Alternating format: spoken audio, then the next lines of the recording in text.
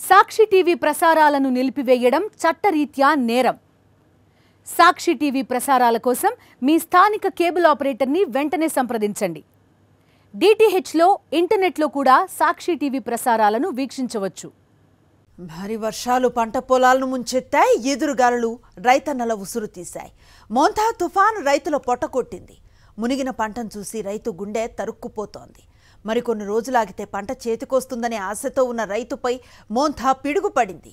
కళ్ల ముందే వరి, జొన్న, పత్తి, అరటి పంటలు ధ్వంసమయ్యాయి. ఫలితంగా రైతుకు గుండె కోత మిగిలింది. అప్పులు చేసి పండించుకున్న పంట, కన్న బిడ్డల కంటే జాగ్రత్తగా సాకిన పంట కాస్తో కూస్తో గిట్టుబాటు ధర వస్తే అప్పులు తీర్చి ఒడ్డున పడచ్చని కొంతమంది, పెళ్లి చేయాలని మరికొంతమంది, ఉన్న ఇంటిని గట్టి చేసుకుందామని ఇంకొంతమంది, చేతికి డబ్బులొస్తే డాక్టర్కు చూపించుకుందామని ఎంతోమంది. ఇలా ప్రతి రైతుదే ఒక్కో అవసరం. ఇప్పుడు ఏదీ జరగదు. కళ్ల ముందే పంటతో పాటు రైతుల ఆశలు కూడా మునిగిపోయాయి. మోంతా తుఫాను వల్ల కురిసిన అకాల వర్షాలకు కొనుగోలు కేంద్రాల్లో ధాన్యం తడిసి ముద్దయింది. లక్షల ఎకరాల్లో వరి పంట నేలమట్టమైంది. ఉమ్మడి కరీంనగర్, నల్గొండ, ఖమ్మం, వరంగల్ జిల్లాలపై వర్షాల ప్రభావం అధికంగా ఉంది. అటు పత్తి రైతుకు కూడా కన్నీళ్లే మిగిలాయి. మరో 10 రోజుల్లో పత్తి ఏరదామని నిర్ణయించుకున్నారు రైతులు. అంతలోనే వర్షాలు కురిసి పత్తి మొత్తం తడిచిపోయింది. తేమ 12% లోపు ఉంటే కొనుగోలు చేస్తామని అధికారులు చెప్తున్నారు. తీసిన పత్తి ఎండబెట్టే లోపే గింజ తడిచి మళ్లీ మొలకలు వచ్చేస్తున్నాయి. మరోవైపు తడిచిన పత్తి రంగు మారిపోయింది. మహబూబాబాద్, వరంగల్, భూపాలపల్లి, వికారాబాద్, రంగారెడ్డి, మెదక్ జిల్లాల్లో లక్షల హెక్టార్లలో పత్తి పంట నాశనమైంది. దీంతో రైతన్న కన్నీరు మున్నీరవుతున్నాడు. అటు కరీంనగర్లో రైతుల కష్టాలు రెట్టింపయ్యాయి. ఇప్పటికే పెండింగ్ బకాయిలు రాక ఇబ్బంది పడుతున్న రైతులకు ఇప్పుడు భారీ వర్షాలు మరోసారి నరకాన్ని చూపించాయి. ధాన్యం తడిసిపోవడంతో ఇప్పుడు వాటికి మద్దతు ధర వస్తుందా రాదా అనే అనుమానాలు వ్యక్తం చేస్తున్నారు. ఉమ్మడి కరీంనగర్ వ్యాప్తంగా వరి రైతులు నష్టపోయారు. హుస్నాబాద్, జగిత్యాల, కోరుట్ల, మంథనిళ్లలో మార్కెట్ యార్డుల్లో ధాన్యం తడిచిపోవడంతో రైతులు లబోదిబోమంటున్నారు. ఉమ్మడి నల్గొండ జిల్లాలోనూ పరిస్థితి ఇలాగే ఉంది. భువనగిరి ప్రాంతంలో పలు వ్యవసాయ మార్కెట్లలో ధాన్యం తడిచిపోయింది. సూర్యాపేట ప్రాంతంలో 56,000 ఎకరాలలో పంట నీట మునిగింది. అటు చౌటుప్పల్లో ధాన్యం కొనుగోలు కేంద్రంలో ధాన్యానికి మొలకలొచ్చాయి. రైతులు 6 గాలం కష్టించి పండించిన వరి ధాన్యం మోంతా తుఫాను ధాటికి కొట్టుకుపోయింది. పెద్దపల్లి జిల్లా మంథని నియోజకవర్గంలో ముత్తారం, రామగిరి, కమాన్పూర్, మంథని మండలాల్లో మోంతా తుఫాను వర్షం వల్ల భారీగా పత్తి, వరి పంటలు దెబ్బతిన్నాయి.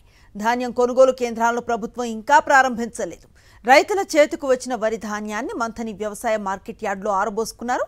నిన్నటి నుంచి కురిసిన వర్షానికి మంథని వ్యవసాయ మార్కెట్ యార్డ్ జలమయమైంది. దీంతో ఆరబెట్టిన సుమారు 1000 క్వింటాళ్ల వరి ధాన్యం వర్షపు నీటిలో తడిసి ముద్దయింది.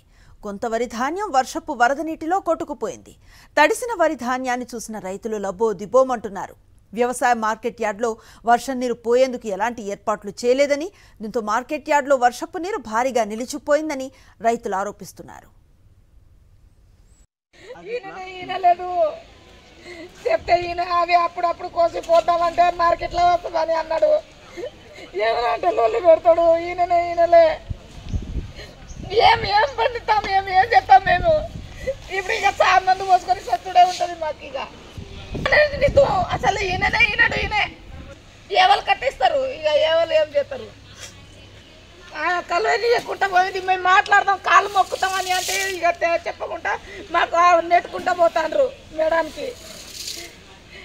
అసలు ఇట్లా చూసి నీళ్ళు కూడా చూడనిస్తలేరు, తీసుకొని వెళ్తాండ్రు. ఇప్పుడు మా పరిస్థితి ఎట్లా? మేము బతకాలా సావాలా? ఎట్లా చేయాలి సార్? మేము ఎట్లా చేయాలి చెప్పు. మా ఆడపిల్లల మాకు ఏం చేయాలి సార్? మాకు ఉన్న అన్ని ఒట్లు పోయినాయి. మేము ఎంత బతకాలి? ఇక మేడానికి కలివడానికి పోతే నెట్టుకుంటా పోతారు. మాకు అసలు కలివినిస్తలేరు మేడానికి. సాక్షి టీవీ ప్రసారాలను నిలిపివేయటం చట్టరీత్యా నేరం. సాక్షి టీవీ ప్రసారాల కోసం మీ స్థానిక కేబుల్ ఆపరేటర్ను వెంటనే సంప్రదించండి. డిటిహెచ్లో, ఇంటర్నెట్లో కూడా సాక్షి టీవీ ప్రసారాలను వీక్షించవచ్చు.